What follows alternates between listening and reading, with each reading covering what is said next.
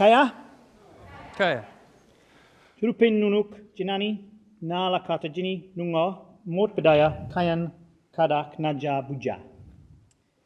I respectfully acknowledge the past and present traditional custodians of this land on which we are meeting, the Noongar elders and people. So, ladies and gentlemen, it's my pleasure to welcome you to the second event in the West Australian ECU lecture series. And our event this evening features Professor Rob Newton, ECU Foundation Professor of Exercise and Sports Science. And in a moment, he will speak on the topic, Exercise is Medicine. Now, each month, the West Australian ECU lecture series provides a forum for an ECU professor to discuss a pressing issue facing our community, to outline their research in the area, and hopefully engage in discussion with colleagues and the public. Because research not communicated is, in my opinion, research not done. Because it is the job of a professor to do what, Margaret? To profess. And that's exactly what Rob is going to do this evening. Now, ECU is very proud to partner with the West Australian in this exciting series, and we welcome Lee Fletcher, Marketing Manager from the West Australian, to our event this evening. Just before Rob gives his lecture, I thought I'd just give you a little bit of background about Robert Newton. So he graduated in 1986 from the University of Queensland with honours in his Bachelor of Human Movement degree. Wow.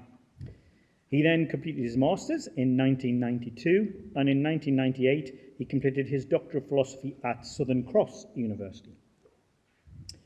Now, prior to his appointment at ECU, Professor Newton was director of the Biomechanics Laboratory at Ball State University in Indiana. And he's also worked at Pennsylvania State University as a visiting research fellow, and he was there in the Centre for Sports Medicine. As I mentioned earlier, Professor Newton is the Foundation Professor in Exercise and Sports Science, and he's also the co-director of the Health and Wellness Institute here at Edith Cowan University. In addition to that, he's an accredited exercise physiologist, a certified strength and conditioning specialist. That's a weightlifter, isn't it? Sort of. Pretty much. And he does that with distinction, so maybe we'll get some weights lifted later. He's a fellow of the Exercise and Sports Science Australia and a fellow of the National Strength and Conditioning Association. Now, Rob has published over 267 scientific journal articles. Fantastic. 3 books, 16 book chapters, and with his work cited over 18,000 times. So this is research of impact. As of 2015, his research had attracted over $20 million in competitive research funding. Now, in his presentation this evening, Rob will reveal insights from his major research directions, including reducing decline in strength, body composition and functional ability in cancer patients, cancer-related fatigue, and the influence of exercise medicine on tumour biology. I think that will be really fascinating. His work in this area has contributed substantially to our understanding of the mechanisms through which exercises impact all body systems and how these systems respond and adapt to a range of stimuli, including all forms of anabolic, that's resistance to you and I, and aerobic exercise, as well as diet and nutrition supplementation. Later, you're going to have the opportunity to ask questions, and that will be chaired by Professor John Finlay-Jones. But without any further ado, please join me in welcoming Professor Rob Newton to the lectern. Rob. Thanks, Steve. Welcome, everyone. Let's get started. I've got lots to tell you, lots to show you. For the past 30 years, we have been researching an exquisite medicine. It's proven to be effective in the management of all chronic diseases, including cancer. It's the only effective intervention for treating sarcopenia. That's the loss of muscle as we age or if we are unwell. And also to slow the functional decline, which is one of the major problems that we face as we age or through illness, and the treatment side effects that occur with many of the diseases. It's proven to reduce clinical depression by 60%. This is compared to 25% for routine GP care. And I apologise to the GPs, this is not my research. It slows or even reverses cognitive decline. It drives neurogenesis, and it's proven highly effective for treating Huntington's. Research actually done here at ECU with Mel Zimmern's group. Alzheimer's disease, research done by Professor Ralph Martins and his group here at ECU, and also Parkinson's disease. A form of this medicine completely blocks bone loss in men receiving hormone therapy for prostate cancer. This was a world first done here at ECU. It lowers cholesterol and blood pressure. It enhances immune function and greatly reduces cardiovascular and metabolic disease risk.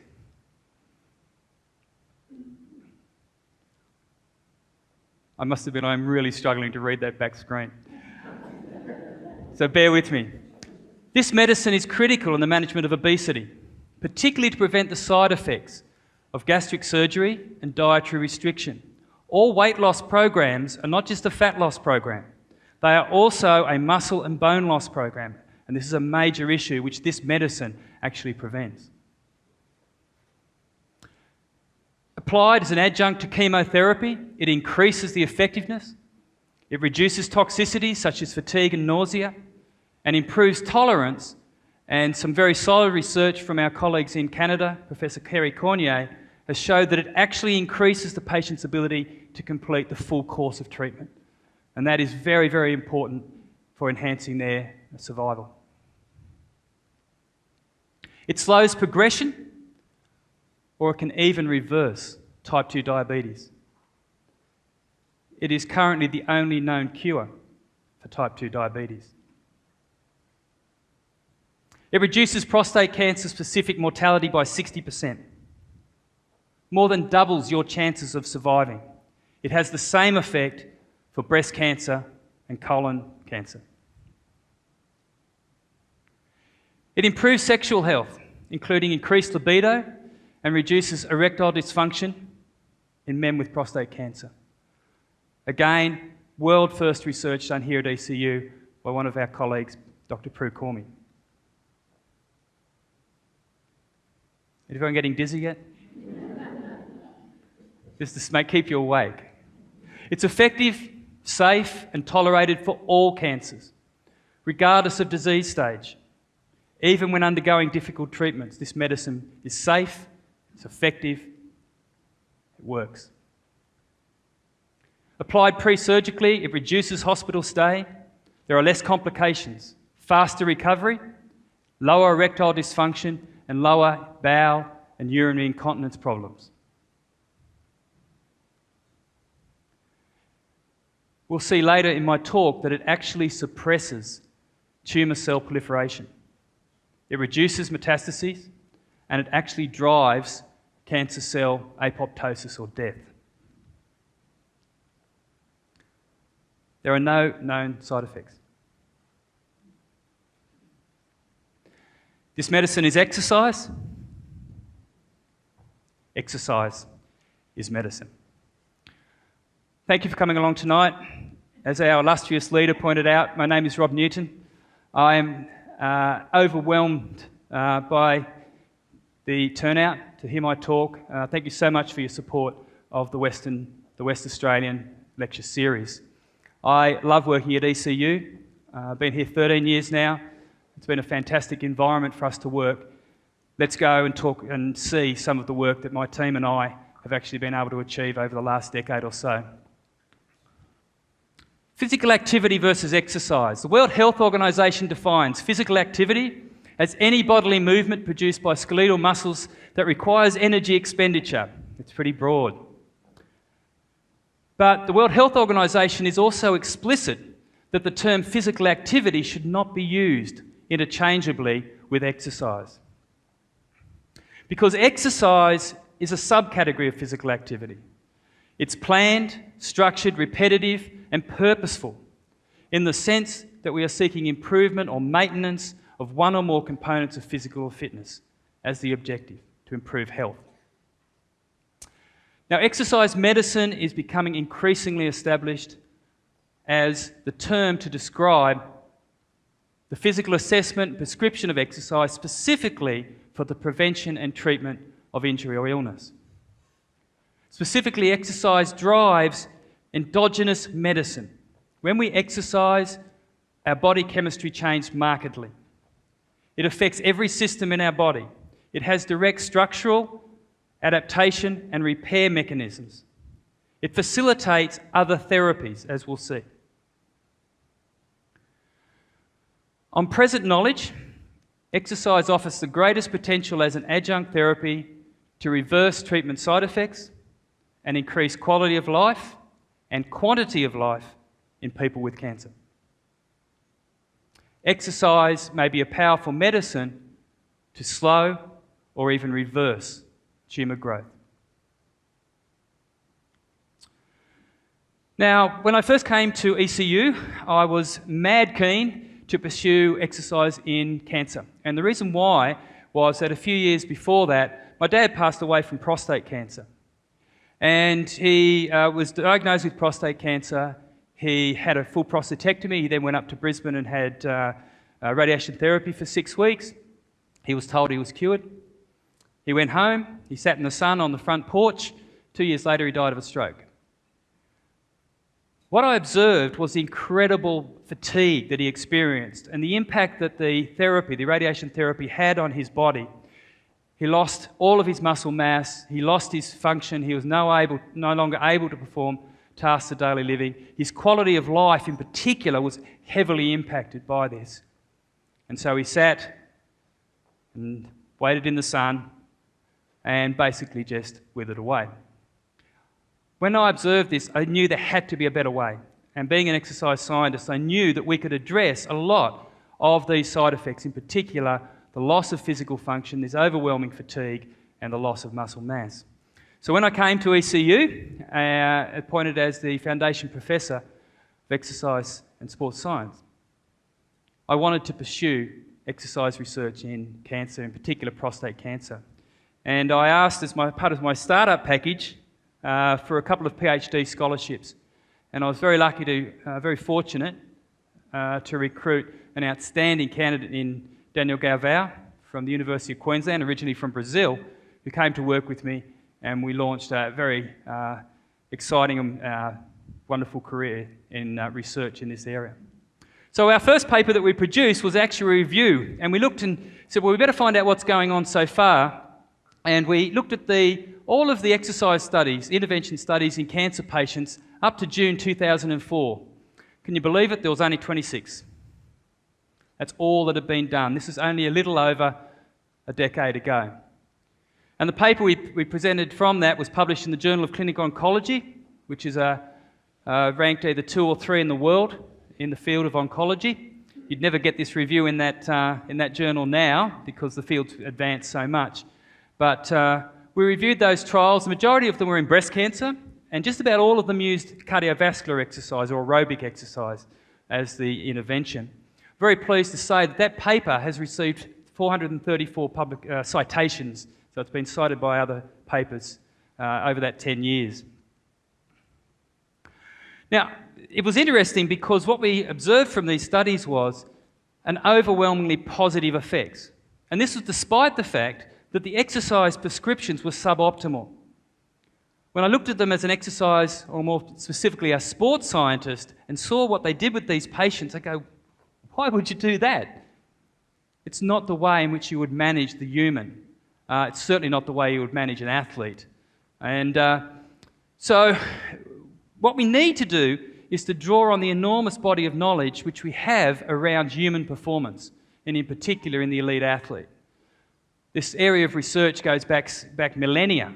The ancient Greeks did extensive work, including a lot of supplementation with their athletes. This is a body of science which is very large and has a very long history. We need to draw on that enormous understanding of how the human performs.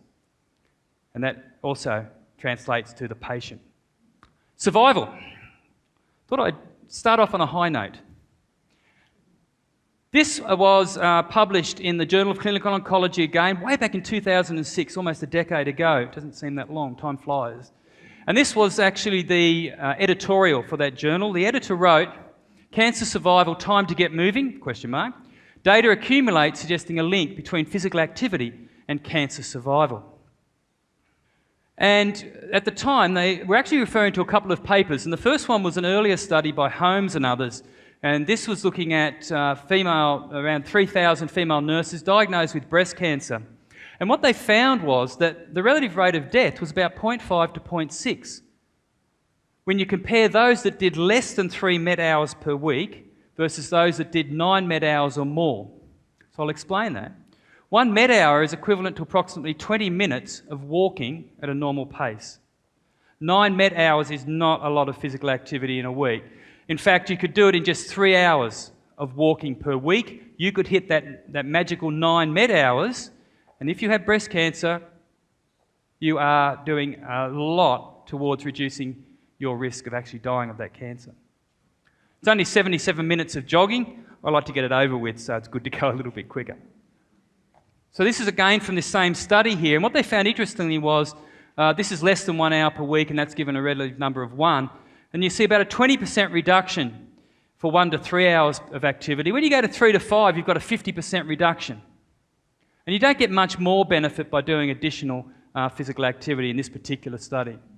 Now, also published in this particular issue, and what really drove this, the editor to write the piece, was that Mayhart and others, there was 2 papers published in this edition, and it was in colorectal cancer patients. And what they found was those that did 3 med hours per week of physical activity compared to 18 plus, again, they had about a halving of their mortality rate.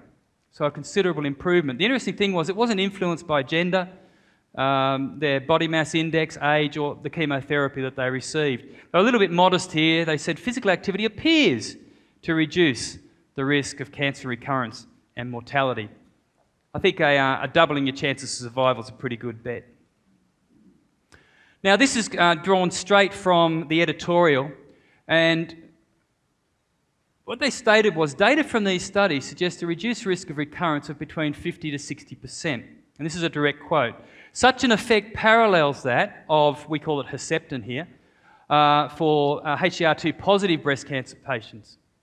An agent, when it was released, was heralded by the oncological care community and by the director of the National Cancer Institute, describing this particular chemotherapy agent as a major advance and turning point in eliminating suffering and death from cancer. Appropriate physical activity has the same survival advantage. However, exercise is not an alternative to chemotherapy. So don't give up your chemo. But it is a critical synergistic medicine. And I'll show you some data shortly where it greatly increases the effectiveness of other treatments such as chemotherapy, radiation therapy, etc. Okay, let's turn our attention to another study. This is actually a paper from some colleagues of ours at the University of California, San Francisco. This paper was led by Stacey Kenfield. And they were looking at very large numbers of men with prostate cancer, and they looked retrospectively, and what they found was that those that did 3 or more hours per week of vigorous activity basically halved their risk of all-cause mortality. It's good. But they had a 61% lower risk of dying specifically from their prostate cancer. Important here to note it was vigorous. They didn't see anywhere near the same effect for less vigorous activities. Here's some more data just to nail home the point. Physical activity and survival among men diagnosed with prostate cancer. Here, what we see is those that do less than 5 med hours per week. Here, that's the solid line, and the dashed line is 5 or more hours per week. You quickly see a separation here with better survival, considerable advantage there. Looking specifically at walking and cycling and overall mortality, again, considerable benefit for those that did 20 or more minutes per day of cycling or walking. Some other data from a study last year here from the Mayo Clinic. This was in around 2,900 cancer survivors. Again, this is looking specifically at resistance training. And they looked at cancer survivors who did or did not perform resistance exercise, so weightlifting. So the blue colour is those that actually lifted weights. And they saw an independent effect of resistance training, once again enhancing survival in these patients. So there appears to be something different about different types of exercise. It does seem to have different effects. If you like medicine, it's not a single medicine, it's many different types of medicines. And in fact, what they saw was a relative risk just due to undertaking resistance training, a 33% lower risk there, once again taking into account all other potential confounders, including their base level of physical activity. So resistance training gives an added survival advantage over all other behavioural aspects that they have. So on the basis of this, a growing body of research evidence and clinical experience, there's been several position statements which have come out to actually describe the effects of exercise for cancer patients. The first one was published in 2009, and it was from Australia. So the first guidelines for exercise and physical activity for cancer patients actually came out of Australia. It came out of ECU. And you'll see Daniel Galvao and myself co-authored that paper with a group from QUT. And then that was our paper. Then in 2010, the Americans caught up, and the American College of Sports Medicine, which is arguably the world authority in terms of exercise and sports science, published a paper, and I'm very proud to say that Daniel was a co-author on that expert panel. And then in 2011, the American Cancer Society came out with their position statement in terms of exercise and physical activity. Very high consensus among all these position statements. Every week, a cancer patient, cancer survivor, should try to do between 70, 75 and 150 minutes of moderate to vigorous aerobic exercise. 2 or more resistance training sessions. Once again, exercise is not a single medicine. You have to treat it with the disease with the appropriate medicine. The problem we're seeing with this now, whilst this is a fantastic guidelines, it has changed clinical practice markedly. It has changed the behaviour of some cancer patients. It is perhaps polypharmacy that we're putting out there. We're throwing a whole lot of things at the patient and hoping that something's going to work, something will stick. I think that what we need to do now, the challenge of course, is to move from generic prescription to a more tailored prescription to increase the effectiveness. The problem we have is that the majority of cancer survivors are totally sedentary. Our team published a paper recently where we reported that actually 86% of Australian men with prostate cancer do not meet those guidelines, despite the huge volume of evidence suggesting that we will more than double their survival chances. Remember too that this is general physical activity as well, not targeted exercise medicine. I think we'll see much greater effectiveness and compliance if we actually use targeted exercise medicine to address the issues which are most compromising the patient's quality of life and, of course, their health and survival. I won't present the data for all cancers, but they're very similar in terms of the recommendations. This is from the American College of Sports Medicine document. This is treatment during and after cancer diagnosis, or treatment, sorry. And this is the evidence. Category A is overwhelming evidence from randomised control trials. So the strongest level of scientific evidence that you can have. Evidence for safety. A, improvement in aerobic fitness, muscle strength and reduction in fatigue is all evidence at level A. Body size, composition, quality of life, physical function, a little bit lower, but it's still very strong evidence that exercise is safe and highly effective for people with prostate cancer.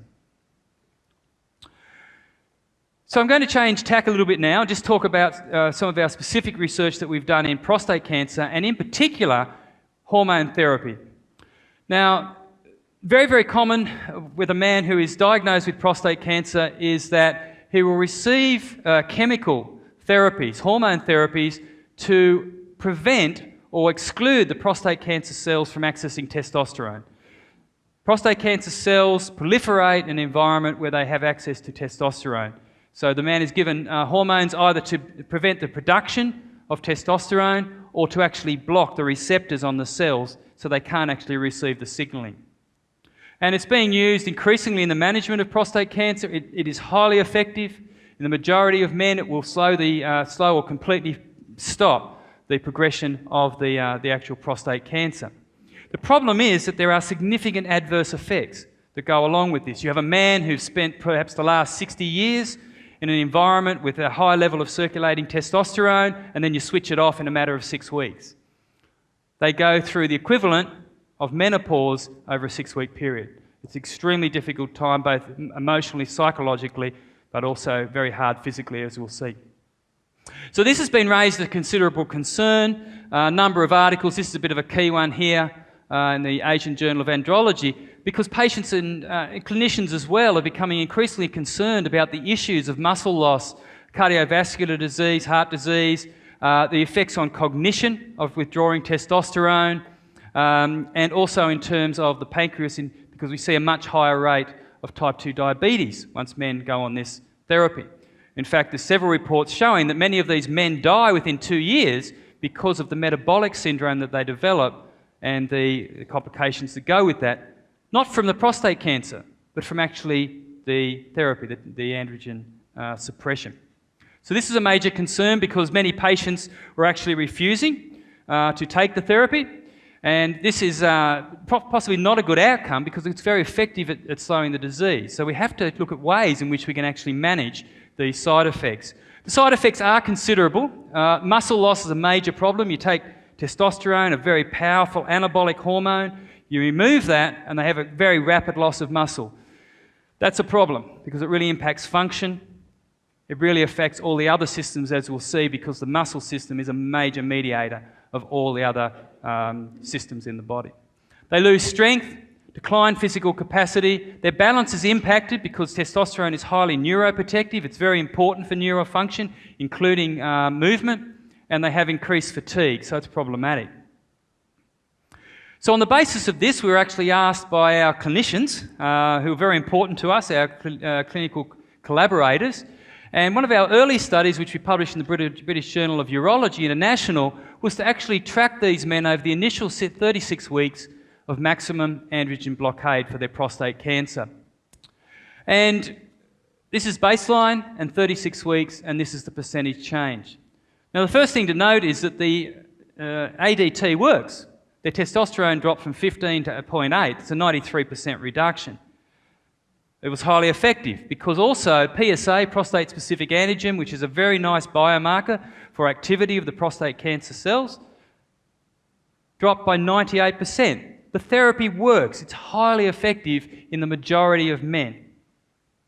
The problem is they also lost 2.4% of their lean body mass, in particular their arms and legs, and their fat mass increased by 14%, including the fat around their trunk increasing by 12%. This is only in 36 weeks. Some of these men will be on this therapy for 5, 10 years. This is what's driving a lot of these metabolic disorders and ultimately their mortality. But if you have a look at all those things, they are aspects which should be highly responsive to appropriate exercise medicine. Muscle loss, fat gain, strength loss, they are all things which should be able to be managed through appropriate exercise. So our team launched on a series of trials to evaluate exercise interventions in different cancer populations. The first one we'll present will be around prostate cancer. So one of our early studies was in men with prostate cancer. They all had androgen deprivation therapy. About 24% had also received radiation therapy. It was a randomised control trial. Around 60 men in this particular intervention. It was only short, 12 weeks. It was a combination of weight training, resistance training, as well as aerobic training. That's the protocol there. Our primary endpoint was lean muscle mass. the reason for this was, until this time, we did not know whether men who did not have access to testosterone would actually be able to increase their muscle mass. Testosterone is a highly anabolic hormone. It's very, very important for body function. If we take it away, will they actually be able to respond to exercise, their muscles to actually grow larger, which is such an important thing, not only for function, but also for metabolic health, as we'll see. It was not known at this time. No studies had evaluated it until this point. We were very pleased to report, this was published again in the Journal of Clinical Oncology, approximately a 1 kilogram gain in lean muscle mass in these men. They got a lot stronger, their aerobic capacity improved, that's because it's a negative indicating they can do the test in a shorter time, their balance improved, some nice improvement in quality of life here, in particular reduction in fatigue. C-reactive protein decreased, meaning that their overall systemic inflammation was reduced, which is a really important outcome as well. What was also important was that there was no increase in testosterone or PSA. This was a concern of ours because normally in men who are unigonadal, in other words, they have normal testosterone, if we put this on this program, their testosterone would actually go up. Now that would be a problem for a man with prostate cancer. The clinicians, our close colleague Professor Nigel Spry, assured us that it couldn't happen, and it didn't. There was no change in testosterone, no change in PSA. So this was one of the first studies to demonstrate worldwide that exercise would not actually compromise therapy intent. And that was important because we wanted to get across to clinicians that, hey, this is not going to do harm. The next study I want to present is actually looking at different exercise modes. This was a study funded by the NHMRC. This is the protocol paper for it. A much larger trial this time, 163 men, 12-month intervention, so it was much longer. And we had 3 different groups. One was a group doing impact exercise and resistance training. The impact exercise, I'll give you some more details later, but it was actually doing things like skipping and hopping and jumping to try and impact the body. And resistance training. The second group was doing weight training, resistance training and aerobic exercise. The third group was a usual care control. So they spent the first 6 months just doing usual care, what they normally do. And then we moved them on to 6 months of aerobic training. Again, our primary endpoint was lean body mass, but also bone mineral density to try and stop the loss of bone that occurs and to increase their aerobic capacity. So this is some of the results from this study, which we presented at the American Society for Clinical Oncology meeting, huge meeting in Chicago, presented last year, and it was also published as an abstract in the Journal of Clinical Oncology. And these are the changes that we saw. The first one, muscle strength here, considerable improvement, in particular with the group that performed the resistance and impact training. Much lower for the group doing the aerobic and resistance training. These are just different exercises here. But also looking at the changes in whole body lean mass, we see a really nice improvement over about 1.5 kilograms in the first group here, much less so for the aerobic and resistance training, and of course no change for the delayed group who didn't do any exercise. Why is this important? These 2 groups were doing the exact same resistance training workout, no different. They should have produced similar improvements in muscle mass, but they didn't. The difference is this group was doing aerobic exercise as well. And what we hypothesised, but we need to look at in more depth, I apologise, let's go back, is whether the different types of medicine, exercise medicine, are actually interfering with each other. There's a reason why this is suppressed, and is likely the interference effect that we have, that we observe to a very small extent in elite athletes. Elite athletes, we wouldn't give them the same type of training together for aerobic training, resistance training, because they interfere slightly with each other. It appears that in this patient group, the interference effect is much larger, likely because they have compromised immune system, compromised ability to respond to different stimuli. But that's an interesting area, and certainly we're going to need to look into that to drive our exercise prescription and make it more effective. Next study I want to present to you was a study with 100. These were older men. These were men who had been through androgen deprivation therapy, been through radiation therapy, and they were cured, if you like. And we wanted to follow them up and see, well, can we actually give them exercise and improve their capacity? So it was 2 groups here, getting resistance and aerobic exercise, and then there was another group, which, if you like, was usual care, but we gave them we really stressed physical activity, and we gave them actually information on physical activity. So if you like, a public health type approach to trying to get them to be more physically active. Well, interesting, the results. This is their aerobic capacity. We see that this is the actual time, so going down is good. And we see the exercise group in red, really good improvement, no change in the group that received physical activity recommendation. Take-home message: if you tell your patients it's really important to do physical activity, hardly any of them will do it. Okay? If you actually put them in with an exercise physiologist in a supervised program and you monitor them and you give them feedback, you'll get a much higher compliance to your exercise intervention. Also, in terms of chair rise, this is a functional test again. Here we have, in terms of strength, in chest press and a leg press exercise here, some really good improvements by the group that actually received a supervised exercise program. And even when they went on to a unsupervised self-managed program, they maintained quite well. So if you get that initial 6 months, you teach them how to exercise, you give them a good program, you support them, you can step back a little bit and they will self-manage themselves quite well and continue on. Not so if you just look at the other group, the usual care group. So that was an important take-home message. This is some of the quality of life outcomes that we had from this particular study. Physical functioning, social functioning, etc. This is the 6-month, and then in purple is the 12-month data. And we see, once again, this is the difference between the 2 groups. And we see a considerable benefit of face-to-face supervised exercise.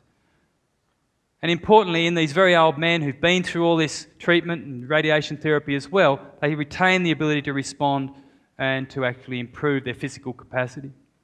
Now, we published that paper in the European Urology, and it was it generated such interest that it was actually pushed through as a platinum priority and actually received an editorial attention. And this was the editorial, which included Dr. Lee Jones at Memorial Sloan Kettering, who works with our group a lot and has been out to visit recently.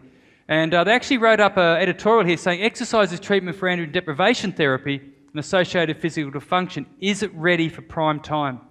Because based on the results of our study, they're saying, hey, we've got to seriously look at this. We've got to make this as a very high priority for men on ADT to get them into quality supervised exercise programs. But there's some more side effects of androgen deprivation therapy.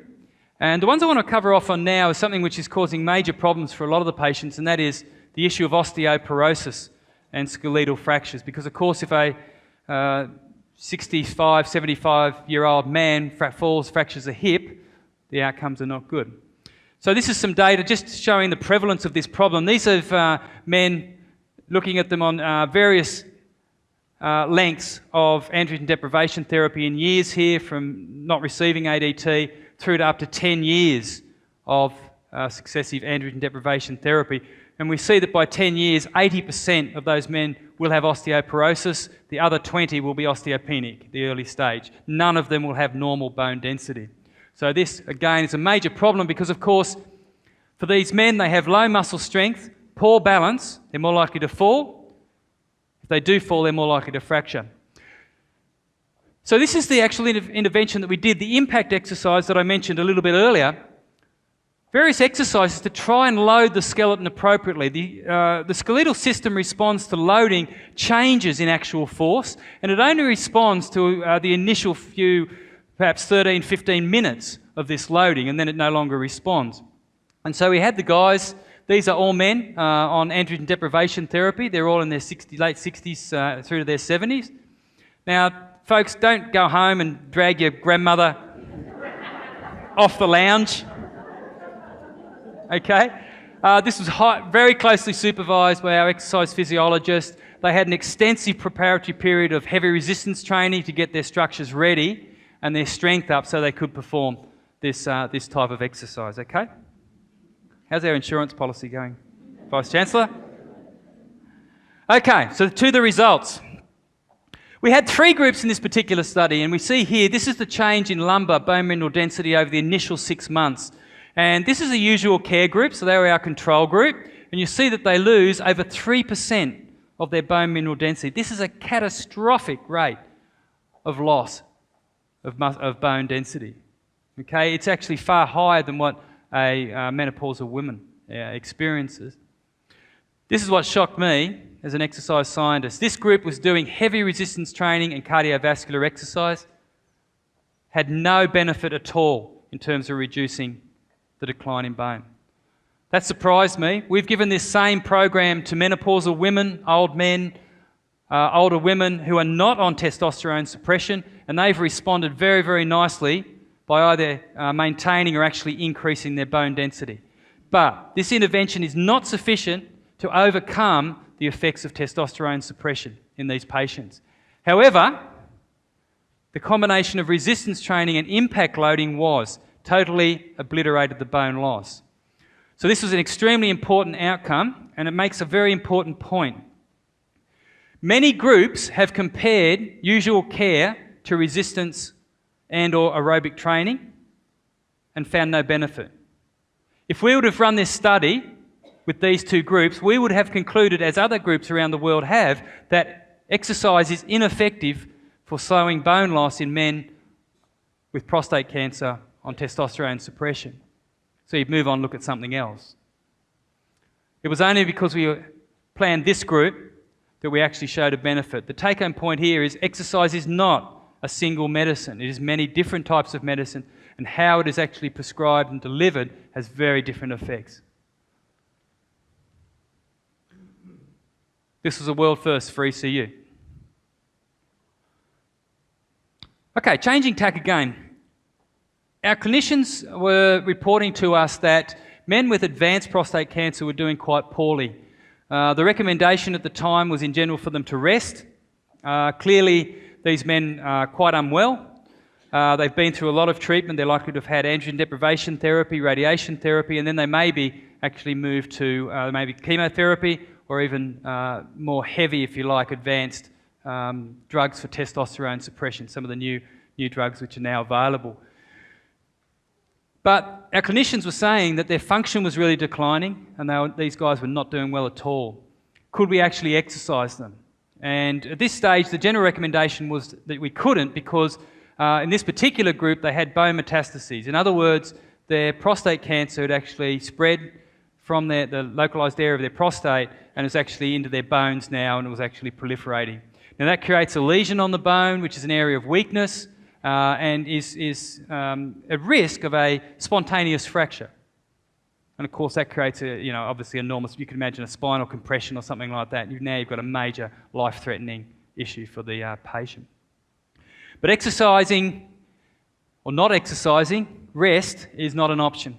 All of the research shows that we must reject the rest option and that these patients must perform some amount of physical activity regardless of their disease stage or the type of disease or undergoing difficult treatments. So we thought, right, we'll give it a go. And so what we did was we came up with a protocol, this is the protocol paper here, where we looked at a multimodal exercise program where we would exercise them but not load the sites where they had bone metastases. And so the program we came up with, depending on the site of the metastases here, we would adjust the actual prescription to avoid loading the site to reduce the risk of actually fracturing. Why would we do this? Once again, we just drew on the enormous volume of knowledge that we have about training elite athletes. Is Anne here? She promised me she'd come. Anne Johnson. Anne? I promised I wouldn't mention the Dockers. Did you notice I had a photo? If one of the Dockers, hurts their knee in the game, we don't give them 6 days off. They're in the next day. Your knee's bad? All right, we'll work on your upper body, your shoulders, and we'll work the other leg. Same principle. We were just applying what we'd learnt in elite sport to the patient population. We have to exercise them, we just won't target that particular area. So it was a little bit of a risk because this was a high-risk population. would this actually work and would it be safe? And so this was a paper published, and Prue Cormie led this particular paper here, published in Prostate Cancer and Prostatic Diseases. And looking at the safety and efficacy, again, this is a world first. No one else has ever exercised this patient population. They've told them to rest. Well, what did we find? No adverse events during any of the exercise sessions. Attendance, the average was 20. In fact, 70% of the patients attended every single session that was prescribed, the whole 24. Compliance, very high. Perceived tolerance from 0 to 7, they rated at 6.1, highly tolerable. Severity of bone pain, 0.6 out of a possible 10-point scale. Incidence of bone pain affecting their ability to do activities of daily living, 0. No between group difference in bone pain, no change in use of pain medication over that 12 weeks. So it's safe, it's well tolerated, and the guys enjoyed it. They got benefit from it. However, these guys have been under a lot. They've had a lot of treatments. They're quite unwell. Can they actually respond? Can they get better? Well, this is the results from here. No change in bone pain, but we saw some nice improvements in muscle strength, aerobic fitness. Their walking improved. They actually increased their lean muscle mass as well by 1.7 kilograms. And their physical activity increased markedly by over 20%. This is activity outside of the intervention that we were doing. Because they felt better, they felt stronger, they played more golf, they walked the Labrador more, did all these really important things that contribute to quality of life. So we got them up, we got them moving, we got them better. But where do we go now? There's emerging research indicating that when bony metastases sites are loaded, it actually suppresses the tumour development. Now, at the moment, the research is only available in animal models. This is just one study here. This is in a rodent model here. What they had was, so rats, and what they did was they put human metastatic breast cancer cells into the tibia of rats, and then they had some of them exercise and some of them not. They actually loaded the tibia, so they were putting force through the actual area, what we tried to avoid. And this is the results. What they saw here, this is, I'll just take you quickly through this graph. This is the actual integrity of the tibia here. We see that this is at 2 weeks and this is at 6 weeks. At 6 weeks, the loaded condition was still at 100% in terms of animals with intact tibia. The unloaded animal, the animals that were just allowed to do normal rat things, what we see here is that over 80, almost 80% of those animals no longer had intact tibias. If we have a look at tumour growth, looking at the histology here, we see loaded, we only see a marginal change in the percent of tumour-bearing animals here, but 100% of the animals that didn't have this loading actually had drastically developing tumours in their tibia there. So the conclusion was mechanical loading dramatically reduced osteolysis, tumour formation, and increased tibia cancellous mass due to trabecular thickening. What that means is their actual skeleton integrity was being maintained and the tumour was being suppressed. There is some form of chemical signalling going on. When we stress the bones are releasing actual signals. They're signalling to the tumour cell and they're suppressing the tumour cells in some way. Now, this is the basis of a new exercise trial that's being led by one of our postdoctoral fellows, Dr. Nicholas Hart. And we have a study currently under evaluation by the National Breast Cancer Foundation to look at this very the same issue here, looking in women with metastatic breast cancer. So we need to do it in humans. Changing tack entirely again. This is now, I want to turn attention to sexual dysfunction. And I'll tell you a funny anecdote. Daniel and I were over at the Prostate Cancer Foundation. They have a conference. It was over on the Gold Coast. And we were presenting and gave our talk, and we were talking about muscles and cells and signalling and molecules and stuff like that. And finished up the talk, and a whole lot of patients and their partners came over and said, yeah, Prof, that was relatively interesting. But you're not addressing the problem. I thought, like muscle mass and function and stuff like that and survival. And they said, yeah, it's not the major problem. Our two major problems which cause us the most discomfort, most worry is incontinence and our sexual health. So we were looking at the wrong things.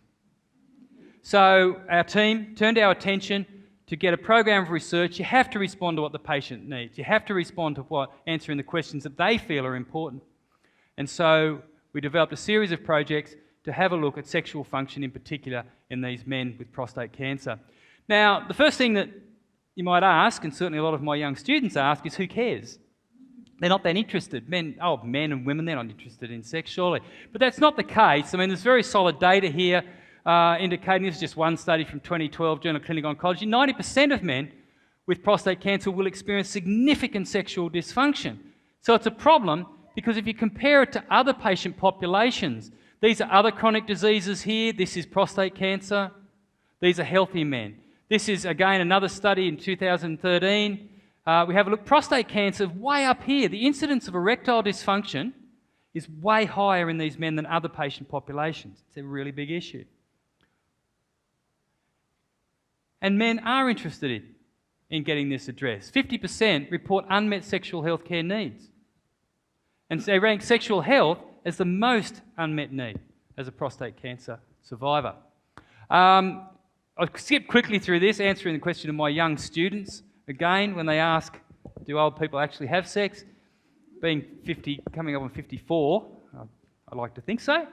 I mean, this is just a couple of studies here. There's millions of them, but just an example here. We have Australian men, about 30%, 75 to 95 years of age, are still sexually active. I don't know about athletes, but active. I mean, they give it a shot, I suppose. But although, you know what Nike says? If you have a body, you're an athlete. 50% consider sex as important. So it is important to them. So we thought, let's look at this. And one of our first forays into this was a paper we wrote as a perspective paper that Prue Cormie led here, looking at exercise therapy for sexual dysfunction. We proposed it and say, look, exercise might address some of these issues. You go, why? How would that work? There's very good evidence, particularly in overweight and obese men, and also in men with hypertension, men with type 2 diabetes, in these other patient populations, that exercise has really improved their sexual health. Why not for prostate cancer? Let's have a look. So we actually launched on a small RCT. It was only 3 months in duration. We measured sexual activity and also libido as well. These are men all undergoing ADT. Now, as you can imagine, if you take testosterone away from a guy, not that interested in sex, libido really declines without testosterone. That, of course, creates problems, particularly with the partner. So this is the data from this particular study. We're looking at exercise here. This is at week 0, and this is at 12 weeks. We see a lovely maintenance of sexual activity. Here, usual care declined quite markedly, and a significant difference between those groups there. So the exercise maintained the sexual activity, and this was driven mainly by improvements or changes in libido.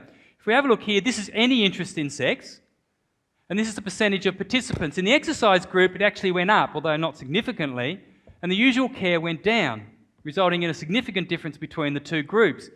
If we look at a major interest in sex, we only got about 17% at baseline, but after 12 weeks, the usual care group is nothing. All right? No one falls into that category. So it seemed to be related to improvements in quality of life. We had the guys in the gym, they were lifting weights, they were hanging around with their mates. So when they got home and their partner tapped them on the shoulder, they were much more responsive. They felt healthier, they felt better, they felt more virile. It's a great outcome. Again, in reporting that, this was a world first done here at ECU. What we're doing now, though, is using that as a strong motivator, because we say, look, you'll lose some weight, you'll feel fitter, you'll get stronger. The guy goes, I don't really care. But if you say your sex life will improve, they get all of a sudden very, very interested in lifting weights. It's a good motivator. Okay, changing tack again. This is another study which we have ongoing at the moment. If you have a look at all these other research that we've presented tonight, it's been down the track. The guys have got lots of side effects. They've been on ADT for 6 months or more. They've had radiation therapy and all these other things. They're falling into a hole, and then their oncologist or urologist says, time to dig them out, so let's get them exercising. And so again, our clinicians said, this doesn't seem a very good approach. Why don't we start them off with the exercise and not let them fall in the hole in the first place.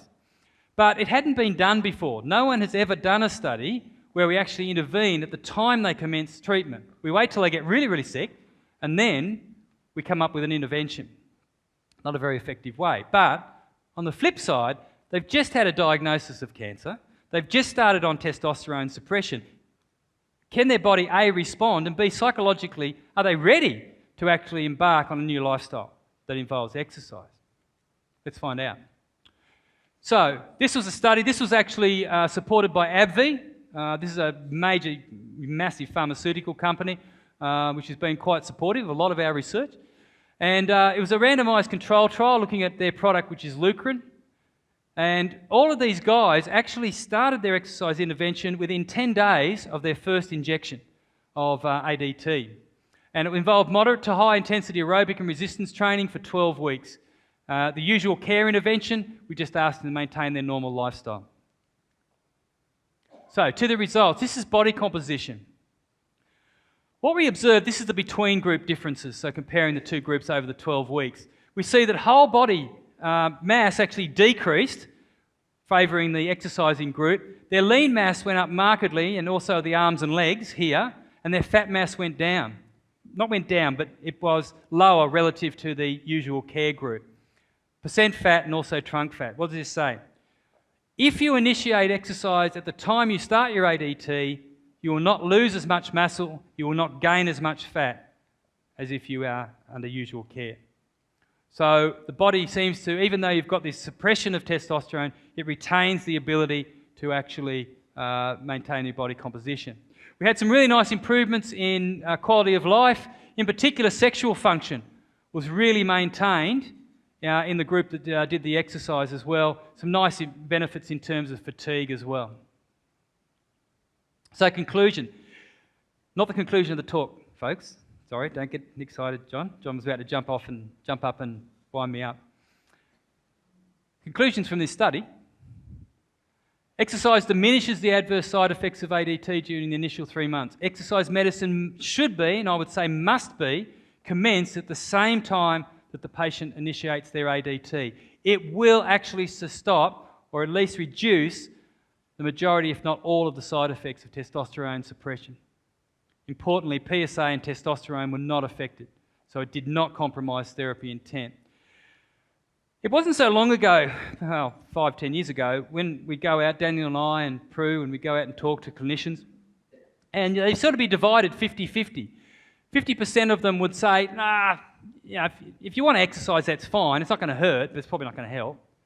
And 50% would say, don't exercise. All right? You've got cancer. You're having chemotherapy. You need to rest. You need to recover. You need to get over it. Now, 10 years later, it's still 50-50. 50% of clinicians, I think, will say to their patients, look, if you want to exercise, that's fine, it doesn't hurt. There is not a single study, there is not a single clinical observation to indicate that exercise exacerbates cancer. All right, so it doesn't make your cancer worse. It doesn't break off little pieces and make it race all around your body. That doesn't happen. 50% of clinicians, certainly in Perth, now say to their patients, you will exercise because this is a critical part of your care.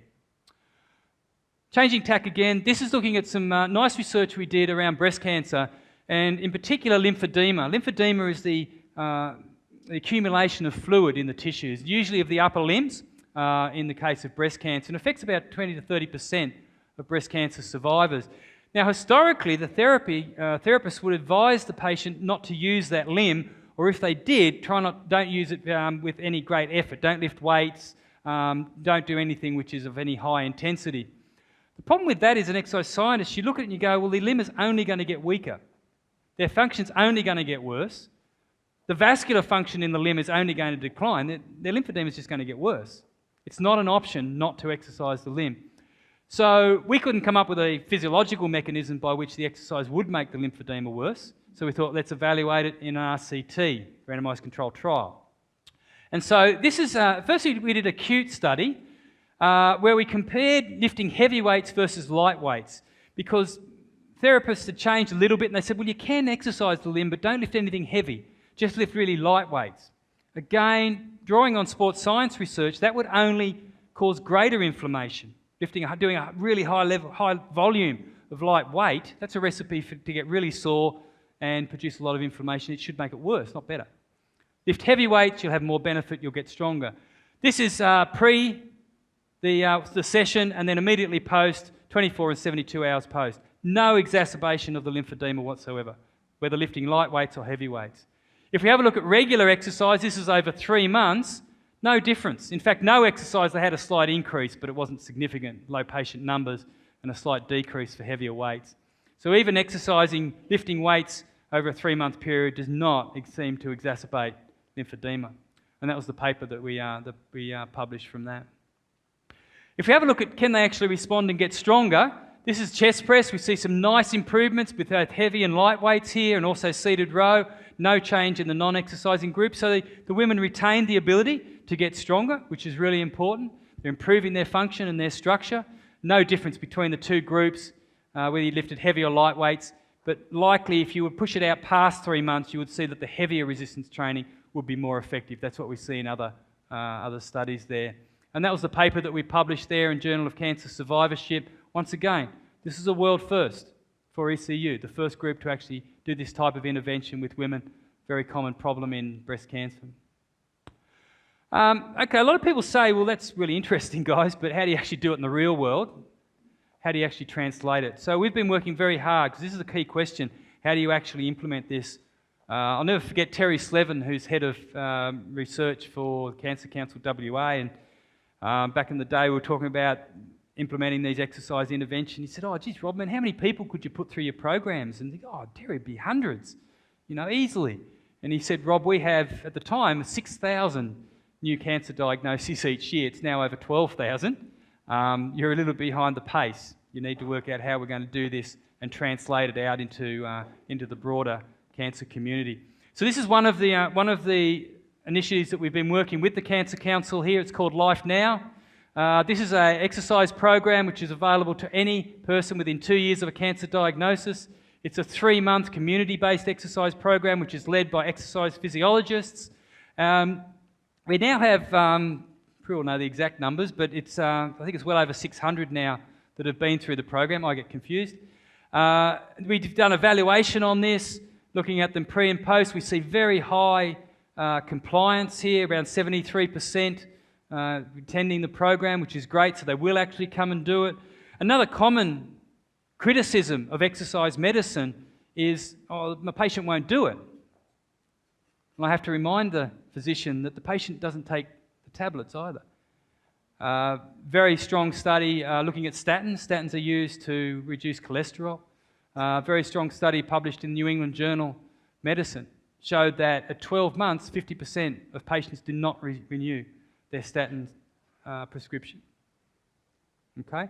Most studies indicate that with exercise at 6 months, you're looking around an 80% compliance. Depending on the study and the level of interaction and support, you're looking around 60 to 75% compliance. So actually, the truth is compliance to a quality exercise program is actually higher than drug compliance.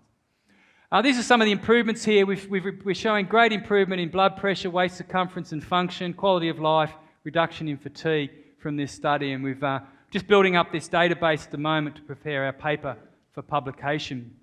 Another translational aspect to our work is our partnership with Genesis Cancer Care, and you'll find a brochure on your table there. Genesis is a medical provider. They've built a beautiful facility over in Shenton Road over in Joondalup there, and we've got a really close partnership. And this was brought about because when they were building their facility, they're putting in chemotherapy suite and radiation bunkers, etc. And our clinician colleagues said, you have to have an exercise clinic.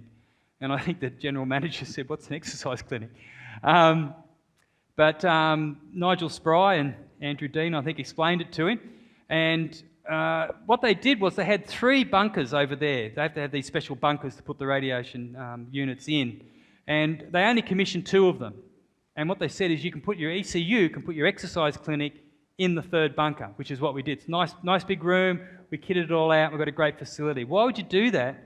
Because it's where the therapy's happening. It's very important that we actually have an exercise facility right where the patient is being treated to make it as easy as possible for the patient to engage in a quality exercise program. which is delivered by our accredited exercise physiologists. They're all trained in exercise oncology. We're rolling the latest research. As it comes out of our labs, out of our trials, we're rolling it straight into these programs. I think what's exciting about this is I don't know of any other facility in the world whereby the patients are receiving their exercise medicine at the same place that they get their chemo and radiation therapy. It's always 2 blocks down the road or 5 k's down the road. All creates problems. You just had chemo, last thing you feel like doing is driving a couple of kilometres to go find a park and then go to the gym. It's just, it's not going to happen. But either immediately before their session or immediately after, they can do their session while they're there in the same building, has huge advantages. So we're running a pilot trial to evaluate effectiveness. We've done 176 consultations to date, 74 commencing the exercise program. We're seeing some really nice improvements in balance, chest press, leg press, seated row, so they're getting stronger, they're getting aerobically fitter.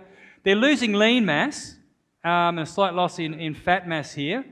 But remember, these patients are receiving chemo radiation therapy at the same time. So normally, if they weren't exercising, we would see massive declines in all of these parameters. So we're actually preventing that decline or actually lifting it a bit. So I want to finish off just talking about exercise as a medicine. We think of exercise as nice to do, and how much does it actually change our internal workings? But the fact of the matter is that when you go out and exercise, every single system, even your skin, changes markedly, both acutely and then it adapts, and you get longer-term chronic adaptations that occur. And it's highly specific to the mode of exercise that you do, the dosage that you are prescribed. There's a complex interaction with other therapies like chemo and radiation therapy. Also, your nutritional intake and your psychological state all interact with this. So we're pursuing our exercise medicine research. The opportunities that we're looking at very closely is how we can enhance treatment effects. Can we make chemo and radiation therapy more effective? In fact, we're working with Genesis now to have an actual cycle ergometer so the patients can cycle while they're actually receiving chemotherapy, because there's good pharmacokinetic reasons as to why they'll get a better effect from that. Ameliorate the treatment side effects, inform new therapeutic targets. I'll come back to this one. Increase survival, of course, and then move towards personalised exercise medicine rather than these physical activity guidelines. Hey, we'd be happy if the cancer survivors just adhere to the guidelines. That's going to be a huge step forward. But we need to move towards more specific exercise prescription.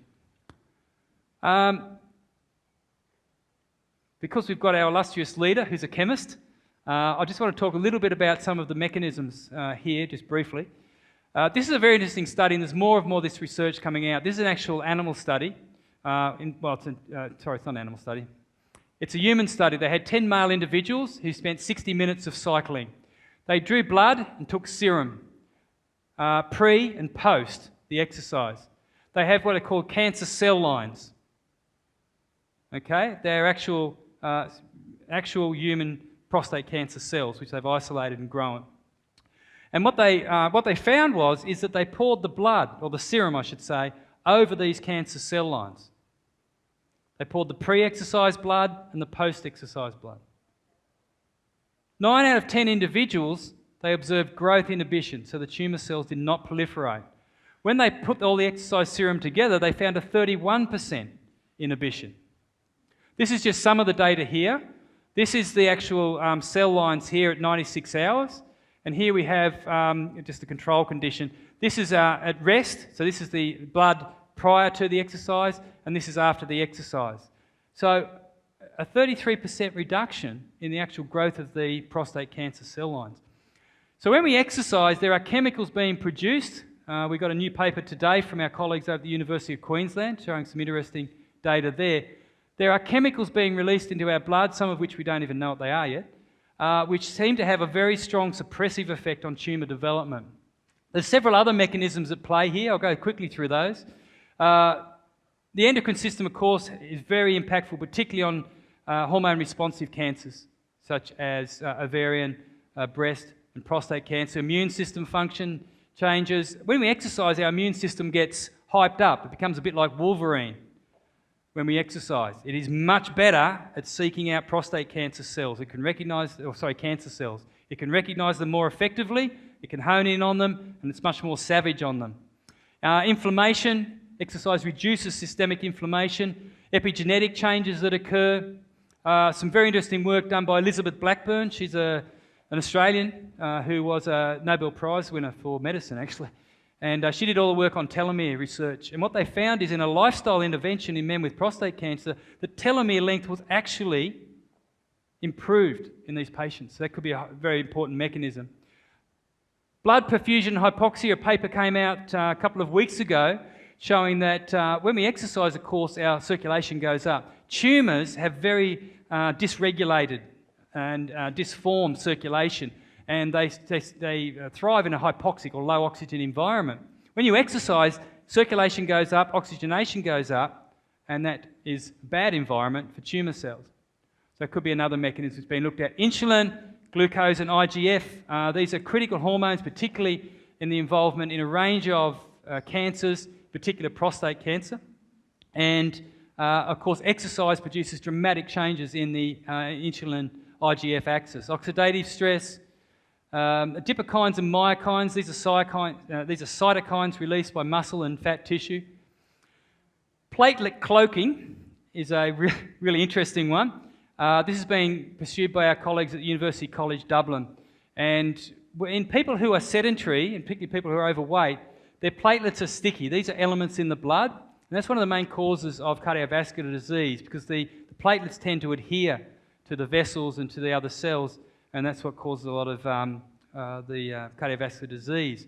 But they also adhere to circulating tumour cells.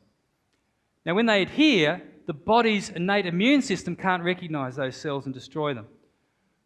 Even a modest amount of exercise reduces platelet stickiness and adhesion, and actually is probably a mechanism by which the body's better able to fight circulating tumour cells. So I just want to finish off, reiterate a couple of points. Exercise is not a single medicine. We're starting to learn this. We're starting to learn the complexities of it. The muscle system is highly important in this whole process. We now know that the muscle system is the largest endocrine system in the body. It's just a huge organ which is pumping out hormones and chemical messengers, molecules continuously, impacting all the other tissues in the body, including tumour cells, and has strong suppressive effects if we manage it properly. We have to maintain the size of that pharmacy within our body, in other words, maintain our muscle mass, and we have to activate it regularly so that it's dispensing medicine out to fight cancer and other diseases. The problem we have is, and this is a quote directly from Professor Nigel Spry, are we prescribing antibiotics for contraception? In other words, are we giving the correct exercise medicine to treat the issue that we're targeting? So this is something, we're in early stages here. It's like the early days of chemotherapy when doing research in that area. We didn't know a lot of the specifics. Just want to finish off. This is a very exciting trial which has just been announced last week. But Movember is contributing $9 million for a global trial of exercise in men with advanced prostate cancer. 900 men internationally. The outcome is survival.